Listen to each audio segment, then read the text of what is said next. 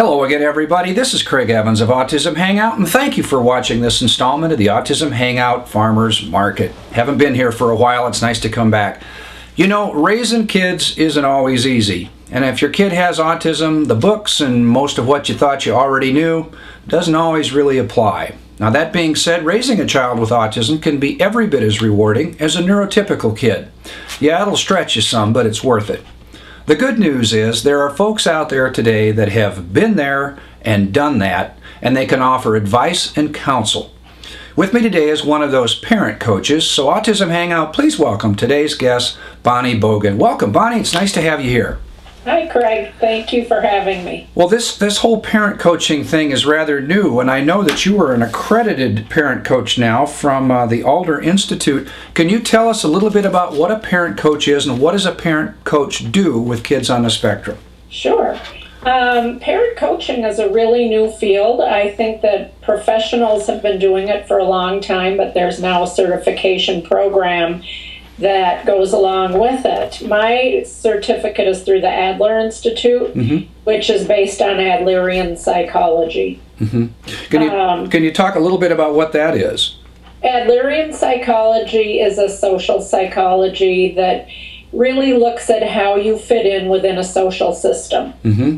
And I think we're all looking, especially with children who have problems in the area of social communication, social interaction, we're looking for how to help them fit in better in a social situation. We want them to find themselves and feel good about themselves and how they contribute to other people.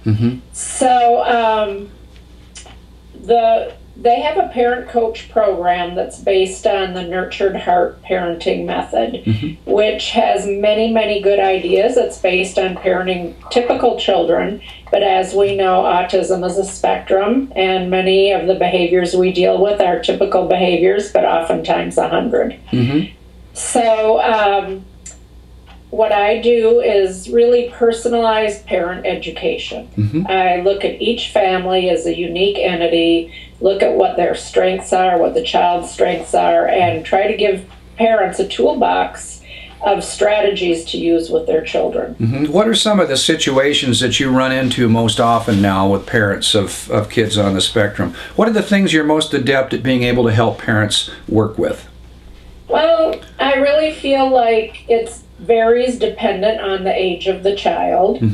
However, there are certain concerns that span all age groups, and part of that is the way that autistic children think about their world. They're black and white thinkers, and they don't have a lot of areas of gray.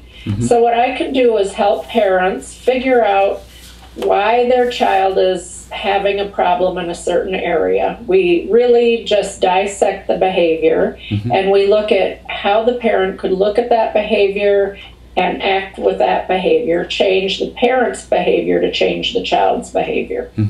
And some of these examples of this behavior would be typical things that you find with kids on the spectrum, like power struggles and meltdowns. Is that correct? Right. I had a situation this week with a parent who I'm working with right now, and her child wanted to be in a certain order in the parking lot at school when she was dropping her child off. And what I'm going to do with her when we meet again is talk about what happened to contribute to this power struggle and this meltdown, what she could have done differently from the very beginning, and then once the behavior occurs, how best to intervene at the time without making the power struggle or the meltdown worse.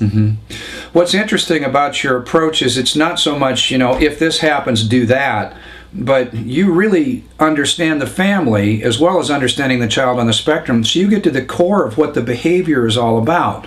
And it seems like once the parents understand more what the child is thinking, because they understand this behavior now, then applying the tool starts to make more sense. Is that the correct way? Right, absolutely. What I like to help parents do is reframe behaviors. We are very emotionally involved with our children, and we as parents look at our parenting and take it very personally. And for many of us, we expect to be able to just ask our children to do something place a demand on them, something that should be simple, and expect the child to follow through. But anybody that's been a parent knows that it just doesn't happen that way. Yeah. So what I like to do with the parent is try to figure out where the breakdown is occurring, and then give them some strategies to use to avoid that kind of thing in the future. Now, I know that you're well seasoned and well tenured, not only in working with kids on the spectrum, which I believe you've worked with kids on the spectrum, their families, for about 15 years, but you have got 30 years as a special education teacher in the Minneapolis school system. Is that correct? Well, I've got 30 plus years experience, not all in Minneapolis. I started out in Wisconsin. Okay. Taught children with behavioral disorders for a while. Then I moved on to Illinois, where I went into early childhood special education. And then when I moved to Minneapolis, I really got into the field of autism specifically. Yeah. And one of the things that I love the best about my opportunity for a job right here is that I get to work with families, I get to work with parents, and I get to work with teachers and help them figure out where the behavior is breaking down and develop strategies for intervening and making daily life just a little bit more pleasant. Okay, now you're up here in Minneapolis, but with the power of the computer, specifically the ability to talk to people around the globe using Skype, can you give an example of how people could use your services regardless of where they live now? Absolutely. I have a variety of ways to meet with parents, and for many parents, talking over the telephone or talking over Skype is the most convenient. It's easy for parents to talk to me at night after their children are in bed or during the day when their children are at school. And I'm pretty open with the times that I have to work with parents. So working by phone, working by Skype is ideal. If a parent wants to meet with me in person, I'm able to do that. And if they wanted me to meet their child, I'm able to do that if it's somebody within the Minneapolis area. Certainly. It isn't necessary for me to come to the home or meet with the child because I'm really working with the parent on how to work with their child's behavior. Sure. Okay, Bonnie, how can people find out more information about you? What's your website? My website is bonniebogen.com. Okay, and let's give an email address for those that would choose to reach you that way too. Okay, you could just go to bonnie@bonniebogen.com. Well, that was easy enough. Or if you go to my website, there's a tab for contacts, and you can contact me through that. Okay. You can also look at my Facebook page, which is Peaceful Parenting Sensible Solutions.